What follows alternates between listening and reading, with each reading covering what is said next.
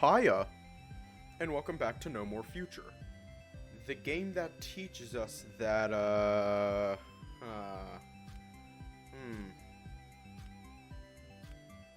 was going to make a joke, but that's not really appropriate. The game that teaches us that the best way to convince someone to say yes is to, scream at them about why they're correct. Anyways, let's just hop right in. When the doors open, it really feels like you've stepped into a different reality. Compared to Bloomberg, still stuck someplace between the past and the present, New Relay feels like a city decidedly projected into the future, train station included. Though parts of it are just the same as they were 100 years ago, its ancient architecture preserved for the sake of posterity, the impact of progress is undeniable. The sun shines through the glass roof onto the platforms below, basking the area in a warm red light. The hedges that adorn the boarding platform acquire a soothing, almost blue tinge at this time of day. They were originally put there to help separate the queues near the train doors, so that fewer people would walk near the edges of the platforms, or so you seem to recall. You imagine that plenty at the time mocked the idea without a second thought, but it's hard to argue with the results. Their mere presence appears to be enough to instill in the passengers some semblance of order in the chaos of the morning rush. In the distance, on the other side of the platform, you can see a large hollow board tinged in white and light blue, highlighting a list of incoming and outgoing trains for all to see. There we go. A plethora of small projectors, most of them smaller than your fingers, hang from the ceiling above, changing color, potency, and angle as dictated by the station's personal AI, whose boring, mechanical, male-like voice you can hear from time to time. You'd still take it over Arthur, though, no questions asked. Rude.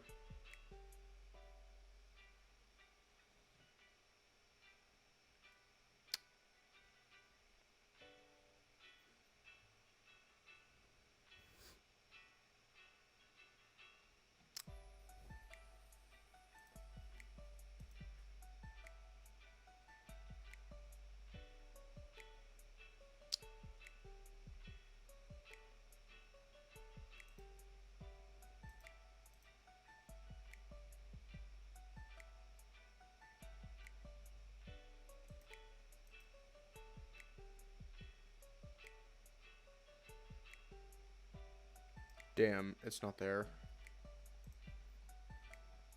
Actually, is it?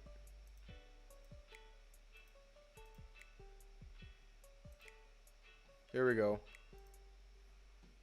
Don't open your SAS directory at me. Just stating facts, friend. Friend zone to boot. Truly the worst day of my non-life. Ignoring the nonsensical musings of your AI assistant, you step off of the train and onto the delicate yet sturdy floor of the station proper. You half expected the tiles beneath your paws to crack and shatter under your weight, but they hardly seemed to notice you amidst the sea of people walking to and from trains in the morning rush. Sometimes it's hard to believe that your body weighs a meager 200 pounds. There's likely no diet in the world that could make you any lighter, but for the time being, you're comfortable with your size. As you're busy pondering these things and taking in the sights of the always mesmerizing building, you start to notice some oddities hanging around the place. Small lights linger in the air, spread all over the place without rhyme or reason, sometimes even floating around as if possessed by a will of their own. Arthur? What is it? I'm not imagining all these little light orbs flying around, am I? Little light orbs? Yeah, you can see them, right? In honor of our friendship, I'm inclined to say yes, but lying to your friends isn't very nice. For a friend, Arthur's way too annoying for your liking.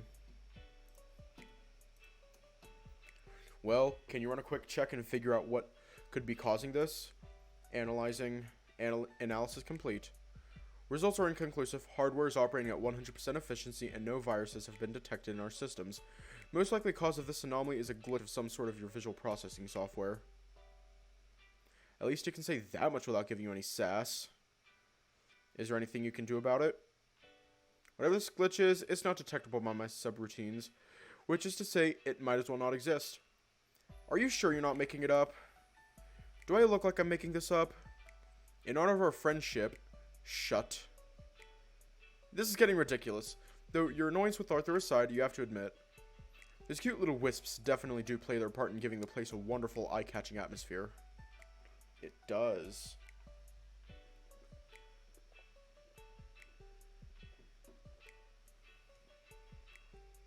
You never saw anything like this back when you were a human. Not by a long shot. It's a small addition, but it already feels like a whole new way of viewing reality. The closest thing you can compare them to are fireflies dancing in the night above a flowery meadow. Something you never saw for yourself, mind you. But if all those ebooks and movies you watched were correct, then this is probably how it's supposed to look. You wouldn't be able to tell either way. Fireflies haven't been spotted in the American countryside for a couple decades at least. Some even speculate that they're extinct by now. Probably not the right moment to start thinking about depressing stuff like that, all things considered. Back to your priorities. It's almost 7 a.m. That's not too late, I think. You still have plenty of time before your appointment at the labs. At least a few more hours, if Mary can be trusted. You figure that you can hang around the place for a while, maybe explore around for a bit since you didn't have a chance to do so the last time. As you're walking around the place, too focused on sightseeing to really care about anything else going on around you, you spot a vending machine hanging by the stairs. Its glass glistens from within, highlighting the many snacks and drinks for sale, and the sparkly colors and cool designs that decorate it don't fail to lure you in. You don't feel thirsty or hungry, mind you. This body no longer needs to eat or drink to sustain itself. However, you still remember what craving food and water feels like. That hole that always appeared at the back of your throat, clawing at you from inside, aching to be filled. You're not sure why, but in the end, you walk to the back of the short queue that formed behind the machine and peacefully await your turn as you ponder on this strange feeling. You can still eat and drink whatever you want without fear of something shutting down your systems. Standard food and beverages still produce calories that can be absorbed by your body, providing a minuscule amount of energy for your own use. The rest, the waste, gets safely dumped into the stream of fuel that courses through your veins, which does most of the heavy lifting and keeping you up and running. Still, you're technically wasting your time and Pandora's money by purchasing something here. Not to mention, you're also wasting food that would be far more useful and nutritious to others. So why are you here? Why are you still doing this? Isaac, it's your turn. The AI's monotone voice intrudes once more into your thoughts, making you jump from the scare. You think up a reply hastily, almost automatically. What do you mean there's at least? There's not. Not anymore at least. All the people that were previously in the queue before you are now standing at least 5 feet away from you, and more keep on coming by the dozens. You're basically surrounded by people all pointing their phones straight at you, the lights near their cameras turned on. You take a look at them as they stand in the middle of the platform, motionless as if utterly petrified by your mere presence. A plethora of different reactions spread across different ages, species, and genders. Shock, confusion, awe, fear.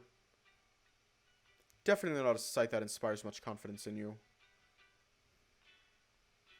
This situation is definitely strange and very unsettling. You try to reason with the crowd as best you can.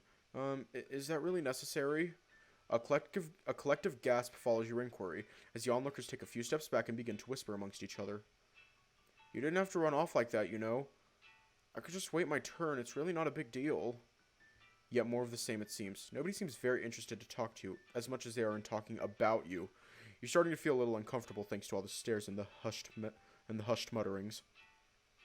It's not a hostile environment per se, but it's certainly not a welcoming one either. You begin to question whether your quest for refreshments is truly worth all the hassle. Ah, fuck it. After giving it some thought, you eventually decide that the stares of the passerbys don't unsettle you nearly as much as the lack of soda in your life right now. You know that you can't blame them for reacting this way. You understand where they're coming from. In another world, perhaps you'd even be among their ranks yourself. But you can't let their worries and fears get in the way of you enjoying your life, now that it's finally back in your hands. Confidently, you approach the vending machine amidst the gasps and murmurs of the nearby onlookers. There's so many pretty-looking things to choose from. Simple crackers, chocolate-filled desserts, spicy mini pizzas, fruit juices, fizzy drinks. The whole world, or at the very least this dispenser, is your oyster.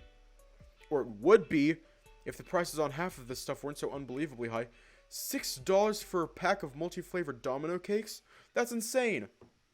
Friendly reminder that you have a weekly $500 budget entirely paid for by Pandora, and that you are currently $500 away from depleting it. Oh sure, let me just make terrible spending decisions just because I'm an android and a mega corporation pays for everything anyway. Great idea. Yes, it is indeed a great idea. Oh my god, Arthur, no. No, bad AI. Bad AI, Arthur. Bad. Bad. You're grounded. Okay, maybe it is a good idea. You certainly could get away with it, and Mary did insist that it was fine for you to buy some things for your own enjoyment from time to time. However, at the same time, it's someone else's money you're throwing around like candy, and this arrangement probably won't last forever. You should be cautious of establishing any nasty habits right now that might bite you in the back later. There's also an argument to be made specifically because this won't last forever. You should be taking advantage of this opportunity while you can. Besides, it's not like Pandora will run out of money or anything. Yeah, whatever. I'm going all out, and nobody can stop me. After much deliberation, you settle on the deadly combo of some bacon-scented crackers and a small bottle of orange-flavored energy drink. You definitely wouldn't have tried anything this suspicious back when you were human, but now that you're synthetic, you figure that at the very least you figure that you can at the very least try it out without keeling over and dying on the spot. At least you hope so. You lock eyes with the vending machine's touchscreen pad, where a stylized smiling face waits your input. You know what to do. I do. But will I? You will. Any chance you could say please and ask me the proper... You make as if to reach behind your back with your hands towards your neck, absolutely disinterested in Arthur's shenanigans.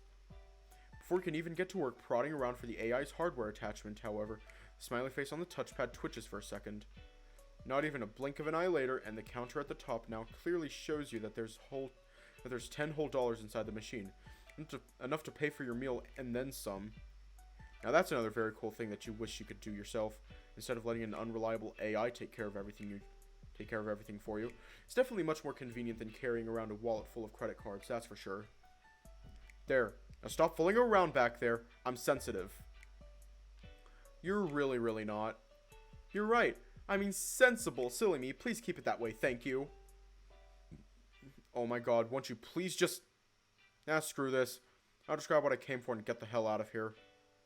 You type in the numbers of the snacks you desire into the touchpad and wait for the machine to do its job, pushing the items off their pedestals and onto the cold metallic floor below. The crowd gasps in shock and awe as it realizes what just happened, but you try not to let it bother you as you conclude your transaction. Reach into the machine and grab your stuff. The packaging leaves much to be desired on both accounts, but both the crackers and the energy drink look enticing enough to make the price feel a little worth it. It's tempting to just open them up and start snacking right here and now, but you quickly figure that you'd rather be surrounded by a few less people while you do that. You stuff your newly found treats into your spacious yellow jacket and make as if to leave, still utterly unimpressed with the little theater going on around you.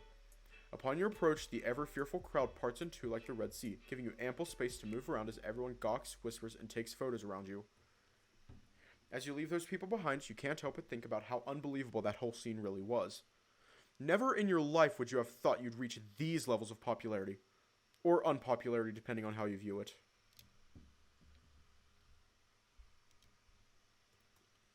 Those people seem to treat you more like an art piece than a person. Is this really how it's going to be from now on? Are you supposed to get used to this? Seems both you and the public at large still need some time to get properly accustomed to each other. Some more than others, it seems. As soon as you make it up the stairs that lead to the exit in the midst of a large gallery surrounded by flashy stores and ad boards, you're approached by a pair of police officers in their black and blue uniforms. The brown grizzly in charge gives you angry looks behind his oval glasses as he whispers inaudible words into a small walkie-talkie in his hand.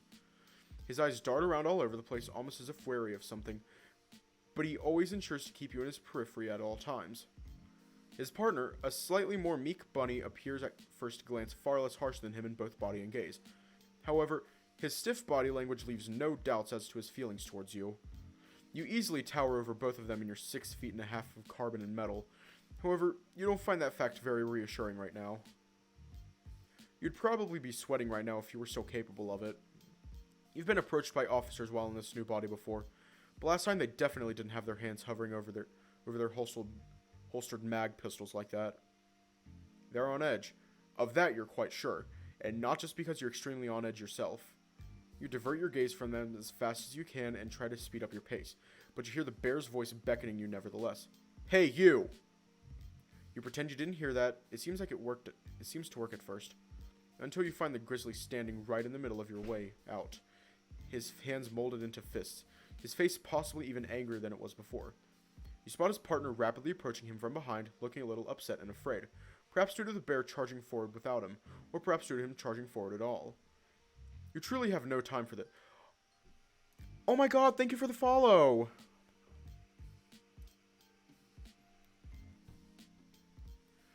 You truly have no time for this. Okay, maybe you do, but you certainly don't want to spend it here anyway. I'm sorry, I'm in a hurry. Could I just... You try to dart past the man, but he sidesteps in the way yet again.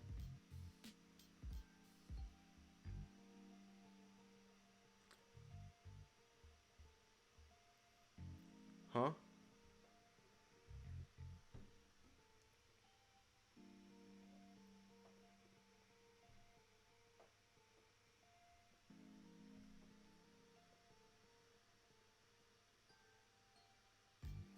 You're going nowhere until we're done here. Is that clear?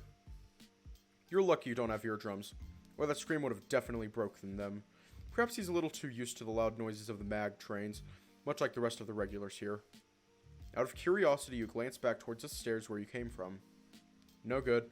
The smaller rabbit's already there, blocking that way as well. You're completely surrounded. The gruff officer makes as if to speak once more as he slowly circles around you. Well, well, well. Where's this big hump of scrap headed off to, huh? Oh my god, well... Welcome. Welcome. Hiya. Welcome. His tone is aggressive, mocking, unpleasant, but luckily, he's a little quieter than before. Unluckily, that doesn't make him any more fun to listen to. You decide to feign ignorance. I'm sorry, are you talking to... He's asking where you're going in such a rush.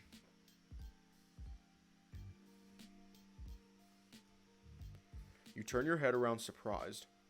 This time it's the rabbit behind you who speaks, clarifying his partner's question so that you have no wiggle room to evade it. He speaks much more calmly at the very least. However, that only makes his restrained hostility all the more apparent. It appears that nothing you do will save you from this conversation, no matter how hard you try. Maybe just being upfront about what you're doing will get these officers off of you? It's reasonable enough to assume so, you think.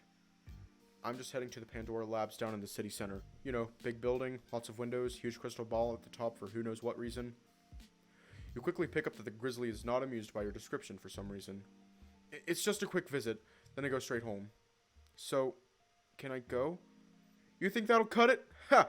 For a walking calculator, you sure can't put two and two together. Wow, rude. I want to know who you're meeting, what you're doing, and when you're doing it too while you're at it. And I won't accept half-assed answers.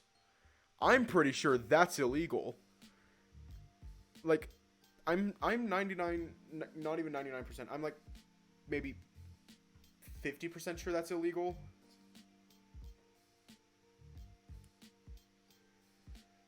I mean, unless they're like racist towards synths, then I don't know.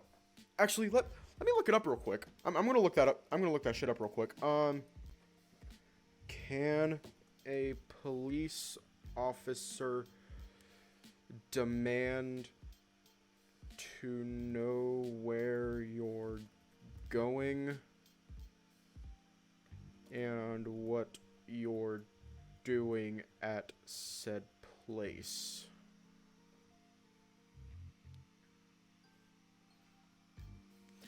There we go. Technically, here we go. I just looked it up. Let me share my screen. I just looked it up. Yeah. ACLU.org. Here we go. You have the right to remain silent. For example, you do not have to answer any questions about where you're going, where you're traveling from, what you're doing, or where you live. If you wish to exercise your right to remain silent, say so out loud. In some states, you may be required to provide your name if asked to identify yourself, and an officer may arrest you for refusing to do so. Fuck, it's legal. Fuck. That's some bullshit. Technically, he's not breaking any laws. Technically. You gotta love technicalities. Yeah. You gotta love him. What? That's insane. Hold up, stream's dying. That's all private information. You can't just stop me in the middle of the street and ask me for... Oh? What's this? Sounds like someone's resisting arrest. Wouldn't you say so, boy?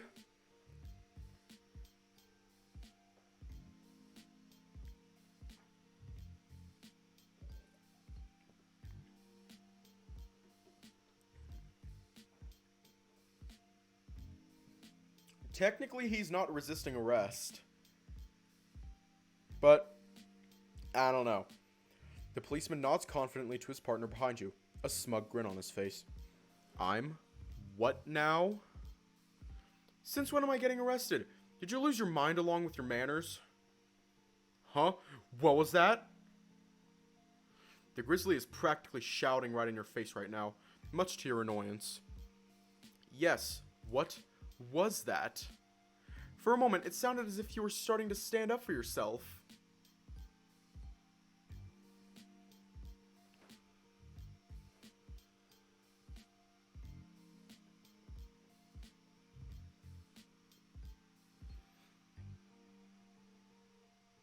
Yeah? Hold up. Stream's dying. It does this all the time, don't worry. You roll your eyes as you hear the AI sarcastically mock you inside your head. Ugh, not you too. Can't you just keep quiet until this is all over? My apologies, I'll remain quiet until the officers deliver you to the police station then. Yeah, you do that until... Wait, what do you mean with... They're not actually going to bring me in, are That's it! You're coming with us, you little freak! Right as you're about to rebuke Arthur's taunts, you feel the rough fur of the bear's hand as he wraps it tightly around your wrist and begins pulling you somewhere. Or tries to anyway. It'll probably take him a solid minute to move you just 1 foot away from where you currently stand. Either you somehow weigh more than you thought you did, or he's really out of shape. Eventually, his rabbit buddy tries to help him by pushing as hard as he can, but that hardly improves the situation. You can't help but feel like their efforts are entirely pointless, if not ridiculous. When you think about it, this whole situation is hilarious. You're a massive android that easily towers over both of them, yet you're still afraid as if these men have any real power over you. You still view them as you did back when you were a human. But lots of things have changed since then, haven't they? That's right, Mary told you what to do in a situation like this before. It's about time you ended this charade. Move already, you big fat hunk of... Suddenly, quickly, you retract your arm towards your chest, instantly freezing it from the policeman's tight grasp, freeing it. Woefully unprepared, the man ends up flopping onto the floor butt first, staring at you with flabbergasted eyes from just a few feet away. Realizing what just happened, the bunny stops his futile attempts at moving you and takes a few steps backward. Then a few more, as you turn to face him for a second. I'm not going anywhere with you two. Not now, nor ever. Is that clear? As the grizzly gets back up on his feet, you hear his shouting become even more hysterical. Oh, you've done it now, fucker. You think you're gonna get off with something small like loitering and disturbing the peace, huh? Resisting arrest, insulting a public official, assaulting an officer of the law. The bear would certainly sound more threatening, if his tone didn't get higher with every meaningless accusation he throws at you. With the nose he's hitting, perhaps opera singing was a better career choice for him. I'll send you to the scrapyard if it's the last thing I... Shut the fuck up. You can't arrest me for anything, and you know it. You think I'm just going to agree to everything you say? That I'm going to be so afraid of you that I won't know what to do? The loud policeman makes as if to say something, but you stop him before he can even begin.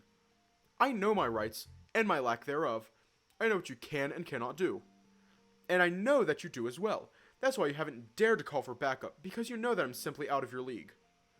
How dare you? You have no idea of... I'm leaving, with or without your approval. Now if you'll excuse me... Without further ado, you step around the two men and begin heading toward the exit once again, trying to ignore the roaring shouts of the grizzly behind you. After what feels like ages, you might have just managed to get rid of them. However, just as you're about to turn a corner and lose sight of them, you hear the rabbit's voice shout at you once again. You thought the first officer's voice was loud, but clearly being noisy and annoying is a trait many in the force share. Enter code Alpha 122321. Cease all functions and activities at once. His words are fast, but you can feel the uncertainty in his voice as he spells them out loud. You turn to face him for the last time. You can perfectly see every drop of sweat stream down his neck as he realizes you're not going to heed his commands. Really? That's your last resort? For some reason, I thought you were smarter than that. You almost laugh as the bunny's cheeks start flaring up from the embarrassment. A government-issued deactivation code for Pandora C grades, I assume. Give me a break. You'd never heard such a code shouted out loud before, certainly not at you, which is definitely a good thing, you reason. Had you heard that before, it likely would have been in the middle of an emergency of some kind, and then you would have had to be rescued by these sorts of people. As you prepare to leave the scene, you turn to face the two officers one last time. Oh, and for the record, you gather up all your rage for one final jab at the two men, who are still too stunned to talk back at you. I am not a goddamn AI, you pricks. And with that last shout, you take your leave, leaving the two stunned policemen behind without a care in the world. After overcoming the initial shock, the bear begins to call out to you, ordering you to return. You can't bring yourself to listen. He has no power over you either way. You exhale all your leftover stress through a lengthy sigh. It took a few minutes, but you're finally through with that insanity. Twice in 3 days. Those idiots just can't leave me alone, can they? Is this how it's going to be from now on forever? Assholes bothering me every other day just because they can? What do they even want from me anyway? It's like they're doing this just for shits and giggles. Worrying? Perhaps I and my fellow AI should start writing formal complaints about humans stealing our jobs. For once, you don't have to try too hard to ignore Arthur's jabs. You're far too busy mulling over what just transpired to think of anything else. I still don't understand why those guys have it out for me this bad. I get that I'm a high-tech prototype or whatever, but that doesn't explain anything. I didn't expect my life to suddenly become easier after the transition, but I definitely didn't think it'd become this bad either. I really don't know what to think. I was never stopped like that by an officer before, when I was still human. It's like I have a big target on my head now, and everyone wants to take a shot. You feel yourself shivering as you briefly relive the events that just transpired, though it's more of an act than a real bodily function. God, I still can't believe I actually said those things. To a policeman, no less. I really hope Mary knows what she's doing, telling me that it's fine to go all out like that. I'm starting to think the whole new Relay police department has it out for me by now. It certainly is now, if it wasn't before. Not saying it's your fault, of course, even though it definitely was. Oh, shut it, you annoying overpriced. You leave the train station just the same as you arrived, arguing with a voice inside your head that nobody else can hear. Instead of a jail or a scrapyard, perhaps you'd be better off at a mental institution. Stressed and in dire need of some rest, you leave through the building's front glass doors and take your first steps into the shining city beyond. Hopefully, as you head towards the labs, you'll find something to distract you from all these problems you seem to be running into as of late.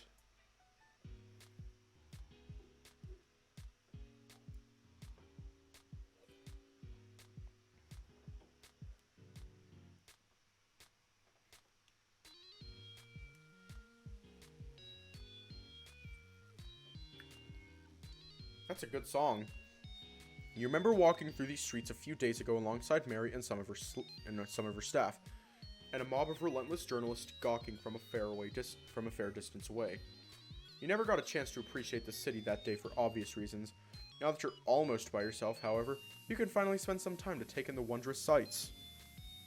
New Relay is a city of technology and innovation, and it shows. Every house and apartment complex is compact and efficient in its design, also showing some modicum of personality.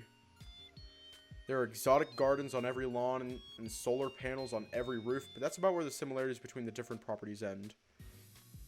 Big, splashy swimming pools, meticulously crafted steel gazebos, multi-purpose sports fields.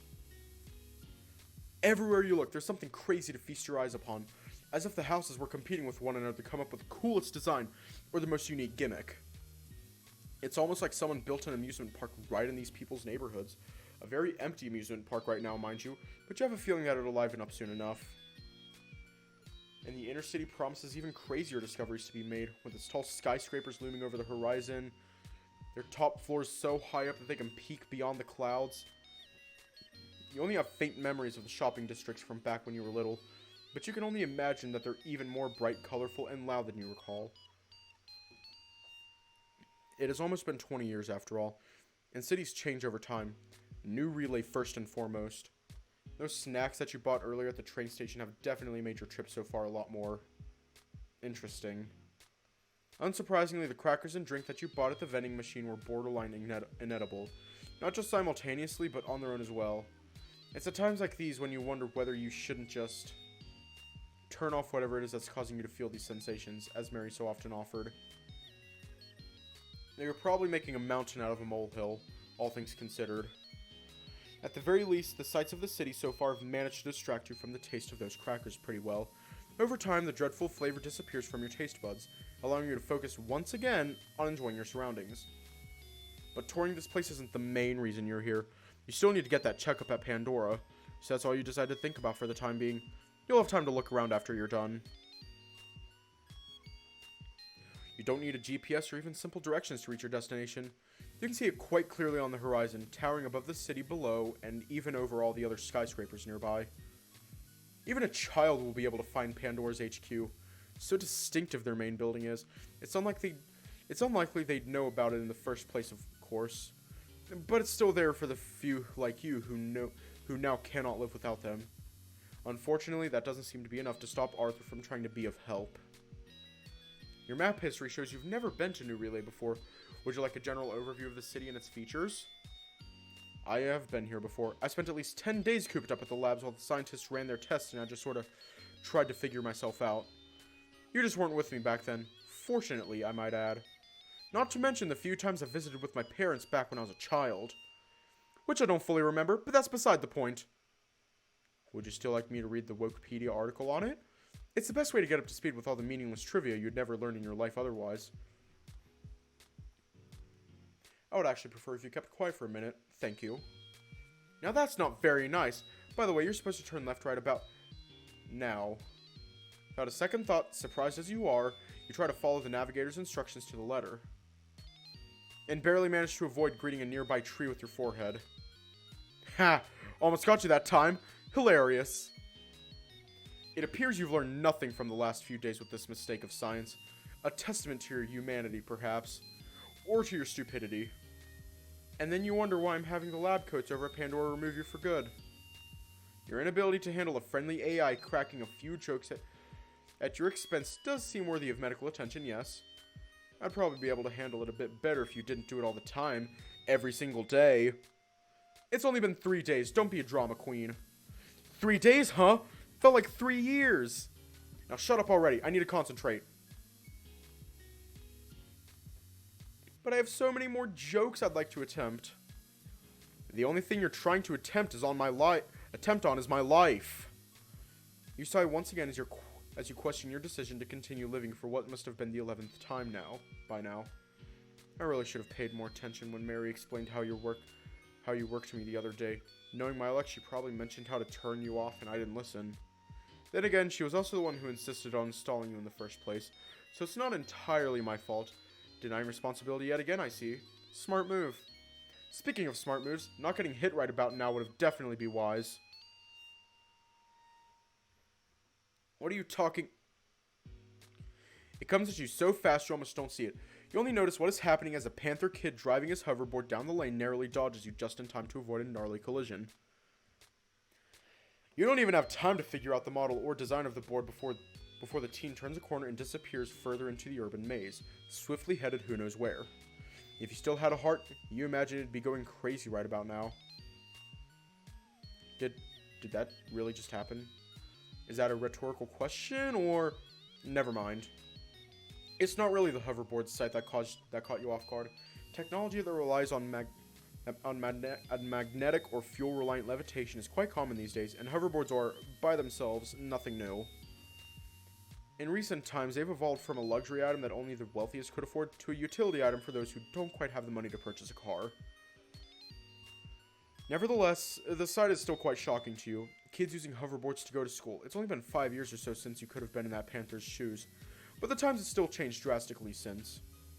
It's certainly not the kind of gift your mother would have ever given you for your birthday. That's for sure. Not even if she could afford it. Maybe that's why you always found hoverboards so fascinating, because for you, they were always just out of reach. Even so, that was pretty fast compared to all the boards I've seen. That was at least twice, if not thrice as quick. Are you not worried for that kid's safety? He could have turned into a panther goo had he collided with you, you heartless fiend. Like you have a heart to speak of. Anyway, I'm sure he'll be fine. If his parents gave him a hoverboard at his age, that probably means he knows what he's doing. I detect several massive holes in your reasoning. Would you like me to point them out to you in meticulous detail? God damn it, I really fucking... Number 1! You're assuming his parents are both responsible, mature, and have their mental faculties operating at 100% efficiency. As the latest studies show, you try to ignore the mocking voice inside your head as you keep trekking towards Pandora Laboratories. You speed up your pace as much as you can afford to, hoping to cut the time needed to get there as much as you can. You pray to whatever god is out there that you won't bump into yet more people while in this ridiculous state. You finally reach your destination, the most tall, imposing, and unique skyscrapers this side of the continent. So massive it is, you only now realize how small and insignificant you are by comparison. Truth be told, at least half of the imposing part is thanks to that big circular logo that watches over the equally impressive glass doors at the entrance. You always thought that the robotic-looking head Pandora chose as their symbol looked particularly creepy, with its almost demonic-looking eyes that seem to stare right through you. However, now that you're seeing it in this red early morning light, you realize that creepy doesn't even begin to describe it. You were definitely desperate to even consider accepting help from a company with such a terrifying image. Sometimes I wonder if they even have a marketing team. We do, and I can confirm that it is very aggressive. Right.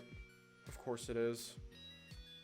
Other than the logo, the other eye-catching feature about the iconic building is that huge glass sphere at the top, which shines from within almost like a second moon. What's up with that thing, by the way? I always wanted to know what was up there. That information is confidential. Oh, really? I didn't think it... Oh, hold on. Is it, though? Perhaps not. Oh, come on. Be useful for once in a while and tell me what I want to know. What's the point? You're going to ask whoever you're going to replace me with anyway. Oh? Someone getting jealous, huh? Maybe even remorseful over how much of a prick he's been in these past few days? Besides, I couldn't think of a witty line to accompany the description you asked for. So that's why. Figures. You only now realize how ridiculous you must look right now.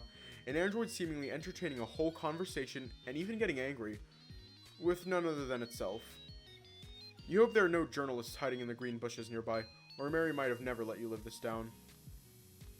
For some reason, you always had a knack for chatting with yourself whenever you were alone. It seems that habit has followed you even past your transition. You briefly wonder whether it's hard-coded into you, much like the rest of your personality. Without any knowledge about how the transition actually works, you can't say for sure. Regardless, you feel like you've spent enough time discussing with that pesky AI about this place. It's about time you finally got rid of him, once and for all. Well, here goes nothing.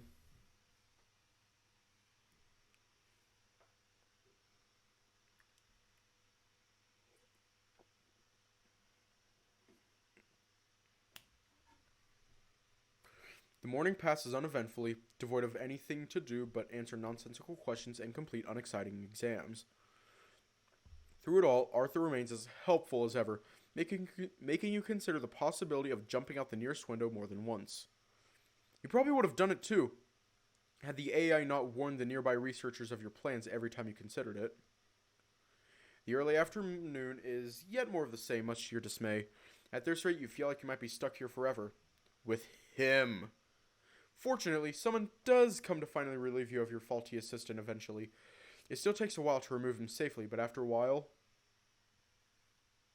There we go. How do you feel?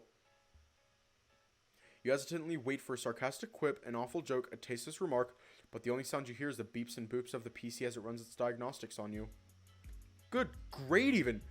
Thanks for the help, Dr. Shelley. Oh, please, I told you already to call me Mary. I don't care for formalities or hierarchies in the slightest, and neither should you. The familiar sight of Dr. Shelley has about the same impact on you as a cold bottle of water after a tough worksheet, or the smell of a warm soup on a winter night. You never could have imagined how much you'd come to rely on her since beginning this strange journey, both physically and emotionally. Still, you've yet to fully figure her out. On one hand, she's always been sympathetic to your plight and eager to help you however she could. On the other, she's definitely got a few screws loose in her brain, which you can almost physically see from time to time. Regardless, you can't deny that she's remarkably helpful. When you told her about the issues you've been having with Arthur, she almost immediately offered to take him off of you, free of charge and on the next day to boot. Regrettably, the rest of her team just had to have their way with you before she could come to your rescue. Here, take a look at this.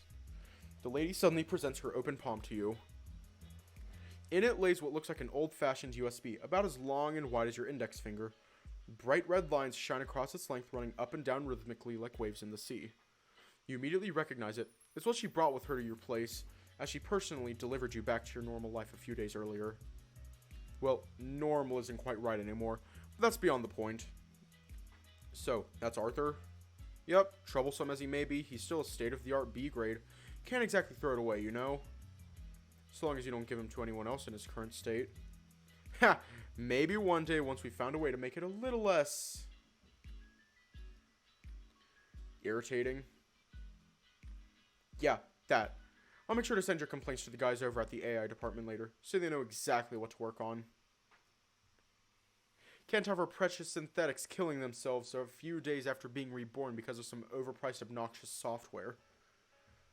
Oh, you heard about what happened before?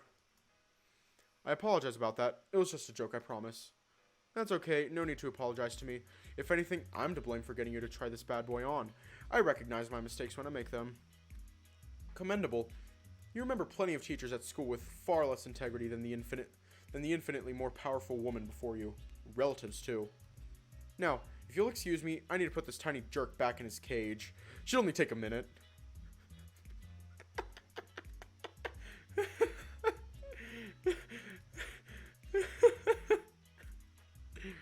No worries. Go right ahead. The cat walks over to the other side of the room, where what can only be described as a wall of drawers and lockers waits her. Is she just going to shove Arthur inside one of them at random, or does she have some sort of container for him lying around somewhere? As you ponder that, you take a brief look around the room. You've seen it quite a lot of times over the course of your stay here, but every time you're here it feels like there's a new nook or cranny to explore. There's hardly any space to move around thanks to all the desks and chairs lying around. But you can't count all the times you've hit a corner or tripped on something accidentally. There are computers with lit screens everywhere, as well as open folders spread across almost every desk. Their contents illegible even to you. Tidiness and order don't appear to reign in this room, from what you can tell. I'm surprised about all the papers lying around. I thought my family was the last one left using this stuff. That's rather unsurprising, sadly. People often underestimate just how much more secure physical documents are than digital ones. It's a miracle that the feline can answer your question so easily, given that she's still busy poking her head in those drawers. However, if she doesn't mind answering your bored musings, then neither should you. Really? That's why you use them? Pretty much. Online data is basically gold waiting for a pirate to plunder it. Or a hacker, rather. But to steal these documents, someone first needs to enter this room. And that's harder than it sounds, I take it? Just ask security downstairs. Your mood lightened somewhat by the cat's laughter. You return to your mindless observation of your surroundings in search of something interesting to pass the time with. The main source of light in the room is that large lantern in the middle, with its shifting hues that illuminate the place almost perfectly despite its eccentric location and size. You never saw anything like it before in your life. It's actually quite fascinating. You approach it as close as you can, staring right into its mesmerizing glow, trying to figure out its secrets. Hey Mary, I know I never talked about it before, but what's up with this big tube in the middle of the room? Oh, that? It's a lava lamp.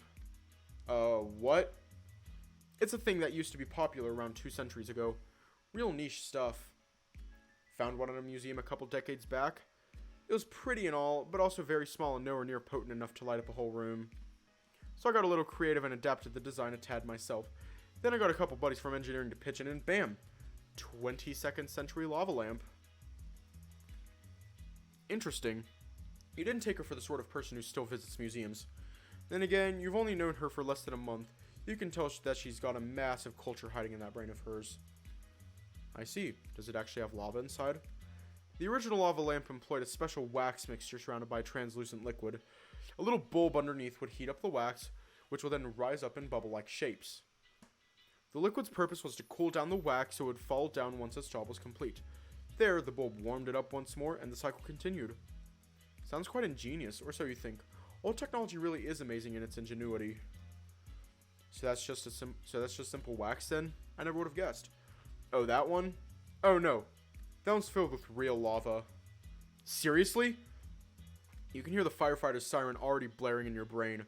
Did Mary mention at some point whether your body was resistant to volcanic eruptions by chance? Are you sure that's safe? Of course. About 3/8 of the content of that lamp are pure lava. It's those particles you see flying around the tube in weird shapes and sizes. The rest is a special liquid developed by us. You know how oil and water repel each other and cannot mix? It's basically that, but it works with just about every other liquid. It forms vacuums around the lava that don't allow heat to disperse, allowing it to retain both its shape and its heat. Huh, so that's it. What about the glass, though? The glass is just a regular lava-proof glass, and tank-proof for that matter. Like hell I'm letting that stuff spill around the place. It cost a fortune to mop it all up, not to mention repairing all the damage it'd do to my office. Regular. You're not sure the glass in your old family's house could even survive getting yelled at. I'm not sure if I'd still want a whole pool of lava just laying around in my office, anti-tank glass or not. Was this really worth all the trouble you went through to install it? Hey, if I want a big-ass lava lamp in the middle of my office, you can bet I'm putting one in there. It looks cool, it calms my nerves, and it baffles everyone who sees it and questions my life choices. I see it as an absolute win.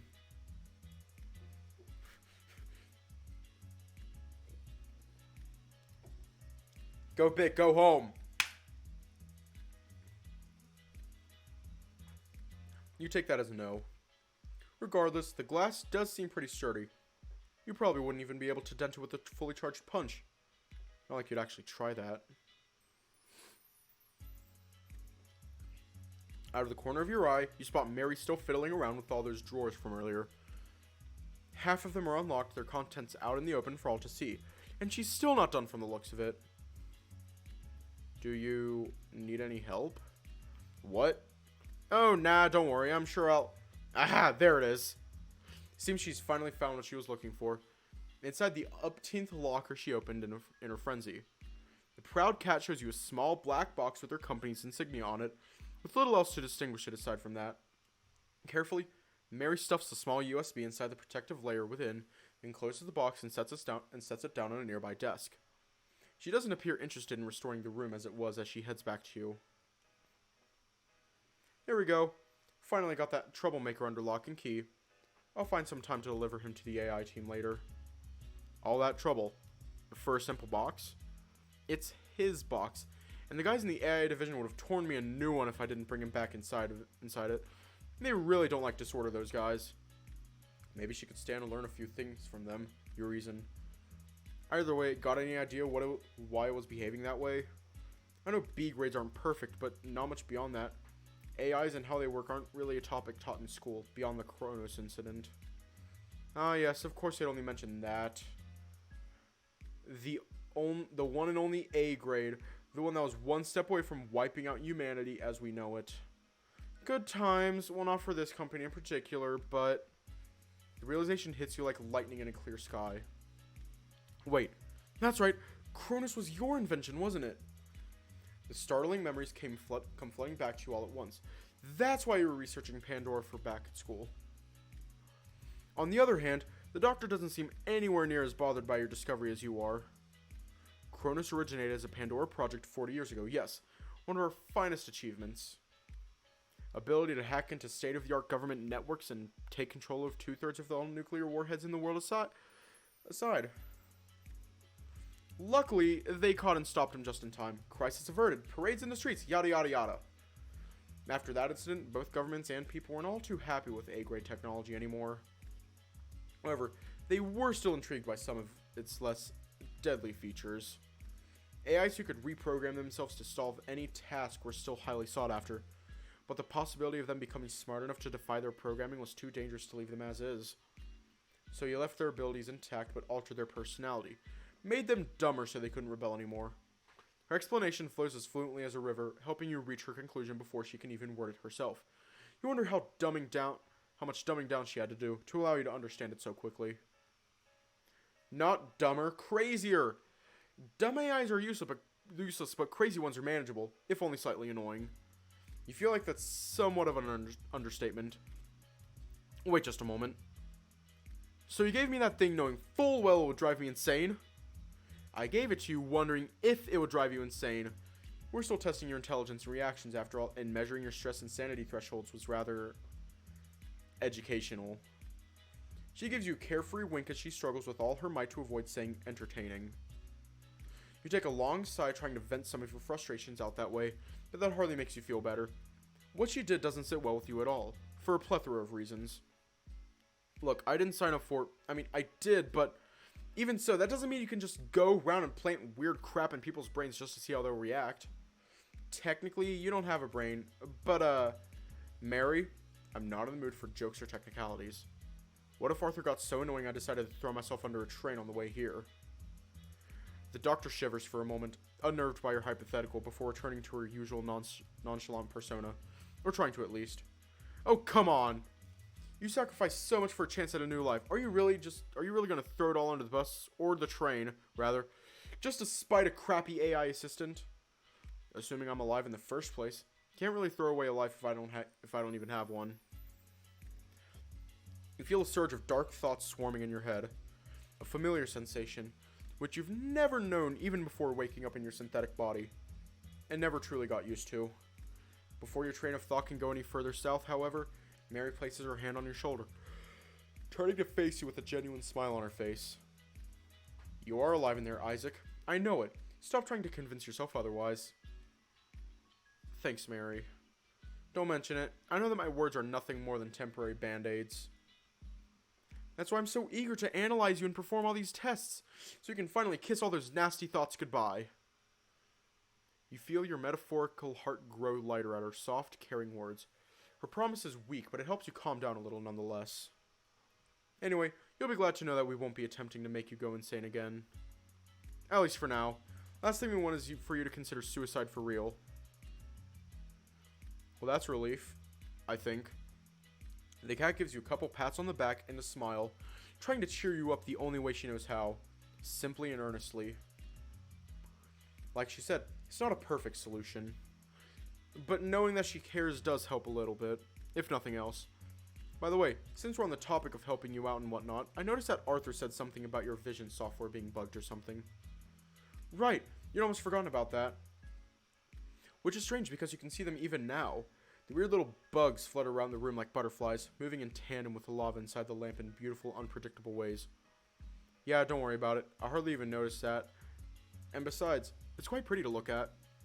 Huh, really? That's odd. A little unexpected, but I'm glad you're liking it. You can still see perfectly despite it, right? Yeah, of course. It's nothing major, just a happy little distraction that's pretty to look at. If it weren't a bug, I'd be tempted to call it a feature. Ha! That'd be funny to claim. We're scientists, not clowns. We own up to our mistakes. I'd suggest we analyze your software to try and isolate the issue, but I figure you've had enough tests and exams in the past few weeks. Besides, you seem rather happy with it for the time being. Oh, that you'd only bring it up now, though. Was it always there, or did it just appear this morning? I don't know. If it was there before, I didn't notice. I see. Either way, it seems harmless for now, so I don't see the point in doing anything about it. Make sure to tell me if it starts to bother you, though. Of course. You have my word. Good. Remember, I'm always here to help you with your problems. The doctor smiles at you as she continues her train of thought. Speaking of, I never did tell you what we were going to do now that we've definitely put Arthur in the timeout box. Huh? Yeah, we didn't. I totally blanked out on that. Arthur was supposed to help me get acquainted with all these new features I suppose I have access to, wasn't he? Things like internet access and control over suboptimal attachments. Subcutaneous, under the skin, not underperforming. And, oh boy, if you think all you can do is shitpost on social networks without the need of a smartphone, well... You say that, but I still have no idea how any of these things work. Arthur managed everything for me back home, but now that I got rid of him, what am I supposed to do? Got any Synthetics for Dummies ebooks I could download? Well, it's not going to be simple. Ideally, we'd start some sort of class for synthetics to learn how to adapt to their new bodies and everything. But our logistics are currently too spread out to allow for anything of the sort. Not to mention we simply don't have the time or the manpower to pull off something like that. So, what are we going to do? Hire a tutor, of course. A tutor? The feline suddenly turns to face the entrance to the office, a smug grin on her face. Speaking of, Nats, you wanted to make a dramatic entrance, didn't you? The door to the room slams open on cue with the cat's beckoning, sending your heartbeat into a frenzy. A golden-maned canine rushes into the room, her stubby tail poking off from her tight brown trousers. Her snout appears contorted into an emotion vaguely resembling anger for whatever reason.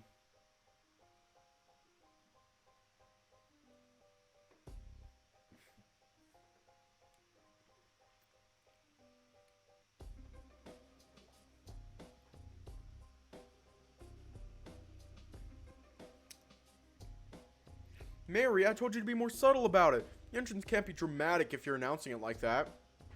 I spent the entire morning figuring out how to introduce myself to my new buddy, and you went and ruined it just like that. Do you know how many introductions you can have with one person? Just one. One! You thought I'd be subtle? Subtle? Come on. I thought you knew me better than that, kid. The Labrador is about a foot shorter than you, and her stance makes her seem even smaller. She's trying her best to look upset, but it doesn't take a detective to figure out that she's just playing around. Whether she's aware of it or not is another matter entirely. You pray she's just putting on an act, however ridiculous it may be, and that she's not this way with just about everyone she meets. Gosh, you're such a big meanie. I even bought a box of cupcakes as a welcoming gift. Ah, so that's what that box was for. You were so thoughtful. I didn't see you bring any in, though. What happened to it? I ate it all earlier. I skipped lunch to finish compiling those notes you asked me to, and I was hungry. I couldn't resist. The cat can't stop herself from laughing at the dog's embarrassing story. Ha! Just like you indeed. Don't worry, I'm sure Isaac won't mind either way. Anyway, Nats, this is Isaac, our resident synthetic. You should already know everything you need to know about him, but in case you don't, feel free to ask him. Don't worry, he doesn't bite. And Isaac, this is Natalie. She's one of our newest members on the team, relatively speaking. If you haven't guessed it already, she's going to be your handler from now on.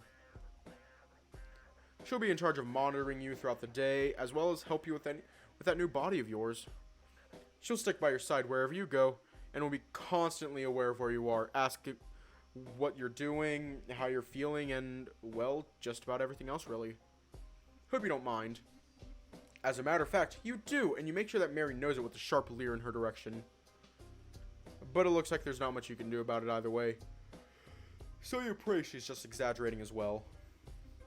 Still, a new handler? Whoever this Natalie is, she definitely doesn't look the part.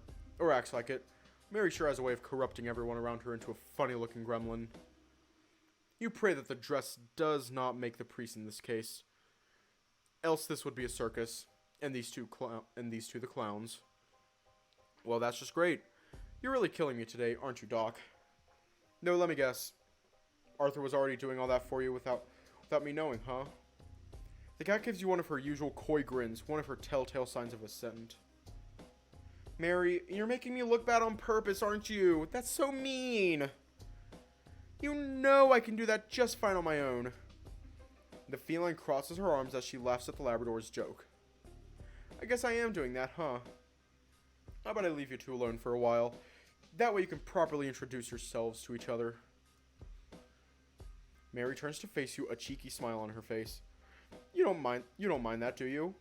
For once, you don't need to think all that hard about an answer to such a silly question. A few minutes without you breathing down my neck? Sounds like a dream. Ha! Looks like your humor is improving at least. Here's hoping your mood does too. I'll head on over to my computer and type down some stuff before I forget. Catch you two in a bit.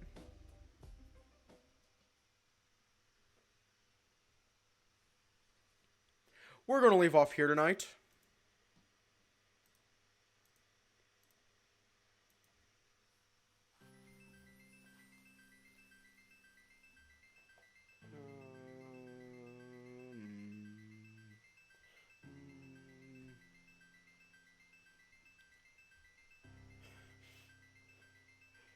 This is a fun game.